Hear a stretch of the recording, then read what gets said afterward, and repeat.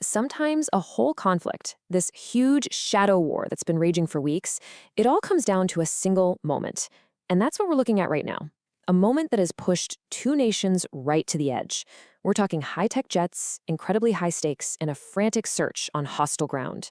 And it all boils down to something really simple, and honestly pretty terrifying. A U.S. pilot is missing.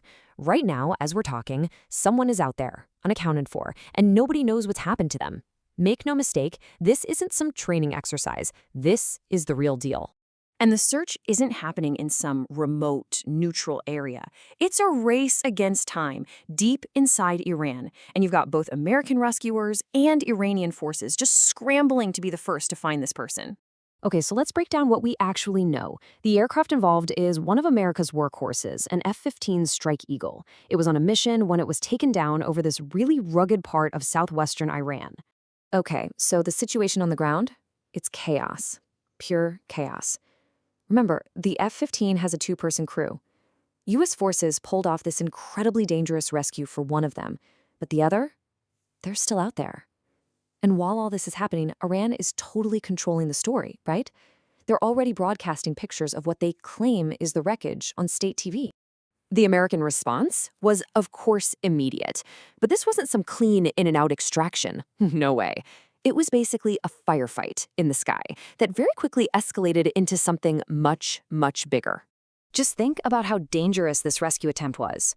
After the F-15 goes down, the U.S. sends in a Pavehawk rescue helicopter. It gets hit. Crew members are injured. An A-10 Warthog, the plane that's basically a flying tank, was providing air support, and it got hit too. The A-10 pilot actually had to eject. Now, luckily, that pilot was rescued over the Gulf, but it just goes to show you the level of resistance they were facing.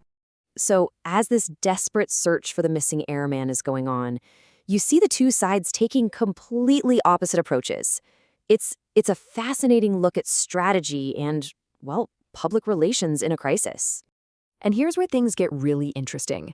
You've got these two totally different strategies playing out. I mean, look at Iran. They're turning this into a massive public spectacle.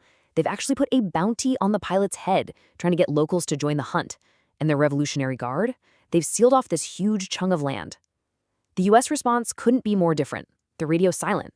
President Trump's been briefed, but he's not saying a word publicly. And you can bet the national security team is locked down in the White House, trying to manage this whole crisis completely behind the scenes. Now, it's really, really important to get this. This F-15 being shot down didn't just happen out of the blue. Not at all. It's the big, dramatic flashpoint in a conflict that has been simmering and, frankly, exploding for over a month. For 6 straight weeks, this whole region has just been a tinderbox. Iran has been lashing out, hitting U.S. allies with this steady stream of attacks that have caused some serious damage and instability. And we're not talking about small-time stuff here. These were major hits on critical economic targets. Think about it. A huge oil refinery in Kuwait got hit 3 separate times. A natural gas facility in Abu Dhabi, badly damaged, and sadly, 1 person was killed. And get this, the world's largest aluminum complex took such a beating it might be offline for a whole year. So that's the powder keg this F-15 was shot down into. But the timing here is just wow. The day before the F-15 got shot down, this was the official line coming from U.S. Central Command. A statement full of confidence basically saying, hey, we've made undeniable progress, Iran's air defenses are pretty much gone. And then, this. A brutal, unavoidable reality check. Losing a sophisticated jet like an F-15 just completely shattered that message of progress. It was proof that Iran was still very much in the fight. So let's pull it all back. We've got geopolitics, missile strikes, official statements. But right now, all of it, everything, hangs on what happens to one person. And that's exactly what this has become, a deadly race. You've got 2 opposing forces hunting for the exact same person for totally different reasons. For the U.S., it's a desperate rescue. For Iran, it's about capturing an incredibly valuable prize. This quote from a former F-15 pilot really puts you right there in the cockpit, in the mind of the missing crew member. All that survival training just kicks in. Job 1, evasion. You have to get away from that crash site fast. Job 2, communication. You have to find a way, anyway, to let the good guys know where you are without letting the bad guys find you first. And that's the bottom line. This has stopped being just a military incident.